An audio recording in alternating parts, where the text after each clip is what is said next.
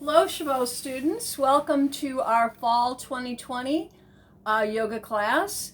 And this class is usually, if it's in person, face-to-face, is taught on Monday, Wednesday, and either at 10:30, 12, 1:30, or 3.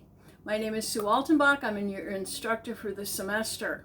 Our goal this week, this is week 1, is number 1, read the syllabus. Send me a couple comments like I've read it, or if you have any questions, you can ask at that point just to check in, make sure you're on board for the class.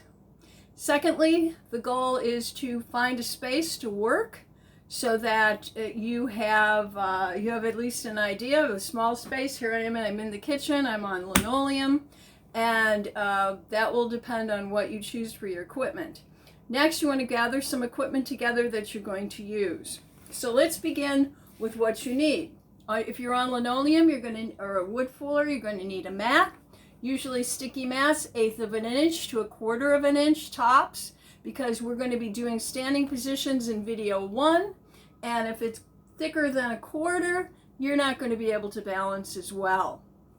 So we want about 1/4 of an inch thick max, 1/8 to 1/4, something that's kind of dense. So if you get your feet out wide, you're not going to be slipping around. What else? 2 feet wide. I've got the dimensions in the syllabus, but just so you know, 68 inches long is the usual length of the yoga mat. They go to about 72, but usually 68. Pretty good. If you're up to about 5'10", taller than that, you may need the 72 inch. 2 feet wide is standard, and also the 1/8 inch to 1/4 inch. The test of the good mat is the ability for it to hold you in place when you're out wide, so you're not slipping all over. Second piece of equipment that we use all the time is the strap. Usually 6 feet is good. Again, if you're tall, you may need 8. I've got a plastic buckle on these. Typical kind of material that you use with your strap is canvas. That's good because it's a non-stretch. So with that buckle, you're able to make a loop for your foot or your arms, your hands. Here's a strap, interesting strap. On this one, of what was already sewn on it was 2 loops, 1 on each end. But straps we use each time. Next, blocks. Okay, block makes a pose easier, makes a pose safer. So with these blocks, you'll see tall, all about 9 inches high. You can go from 3 inches, this is about 3 inches deep, to 4 inches deep. This is the widest. These are the ones we have at school. And also, the width-wise, it's about 5 to 6 inches, 6 inches tops.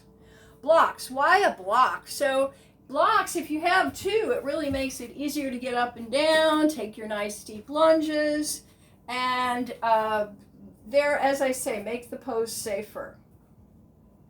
Next, towel. Towel is optional, but what I like about having a bath-sized towel nearby is that you could fold it up as you need it. You can sit on it for meditation or just getting some elevation. You can put it under your hips.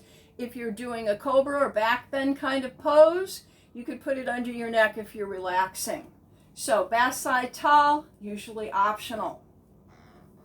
All right, so this is your main pieces of equipment. This I brought along. This is just a meditation cushion to sit on. You need that, and so get your stuff together and be ready to go. So what else are we doing this week? You're preparing, you're reading your syllabus, and then at the beginning of next week, I'm going to put out one short video which gives you basic poses.